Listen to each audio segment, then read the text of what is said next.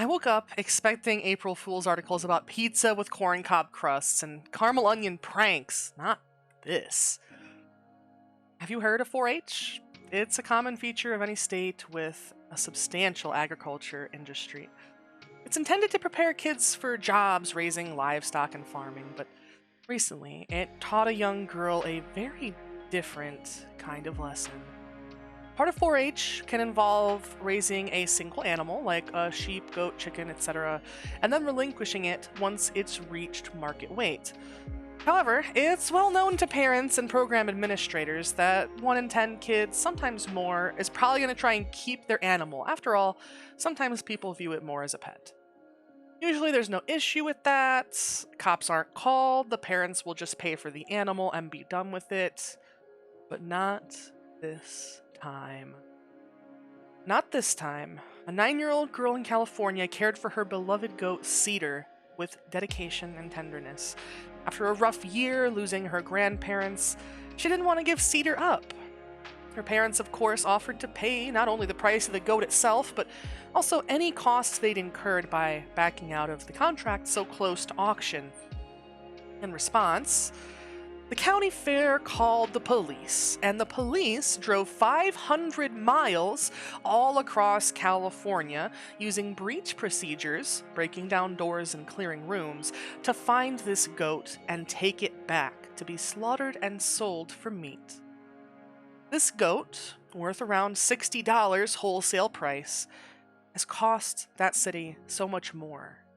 And how much has it cost the girl?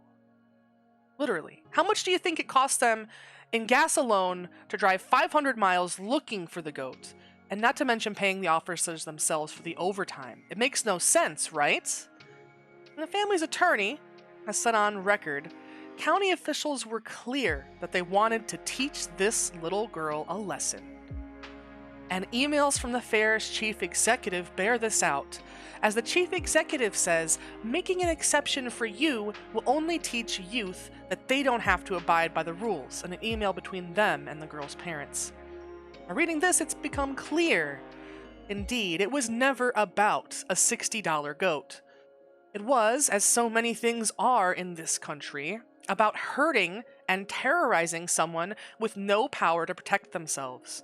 It was about teaching this little girl that the power structures that claim to protect her are actually there to keep her in line, regardless of her safety and happiness.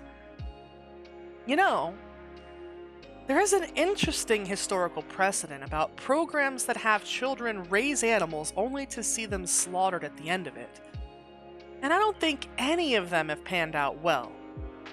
So, in 30 years, when this young girl is elected to a governing position and moves to defund the police fully and completely, they will have made their bed, and I don't want to hear anybody complain if that were to happen.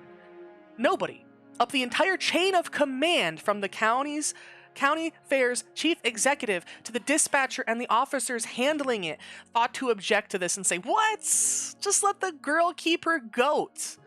All of these adults were more than willing, even gleeful, at the chance to waste their time and money, your taxpayer dollars, just to hurt a 9-year-old girl, just to take from her arms the creature she raised and dash it upon the rocks for someone's overpriced dinner, just to deny her a scrap of peace and solace in a world that already has so little of that to offer our youth. Now, you may be wondering, surely after all this negative backlash, the fair must have realized they're in the wrong, right? Nope. Not at all. The fair is on record, whining about how negative this experience has been for them. In the age of social media, and their Facebook pages, while they are full of rebukes and disagreements, have a substantial throng of people cheering on what they did. Sometimes you barely get out of bed, and you've already lost faith in humanity. And for me, today is one of those days. Of course, as always, if you want to hang out when I'm not fired up, you should check out my streams, linked below. Always welcome there as long as you're willing to be polite. And your comments are always welcome as well. although any excessively hateful ones will be sacrificed to an evil god on the next blood moon. So please, be careful.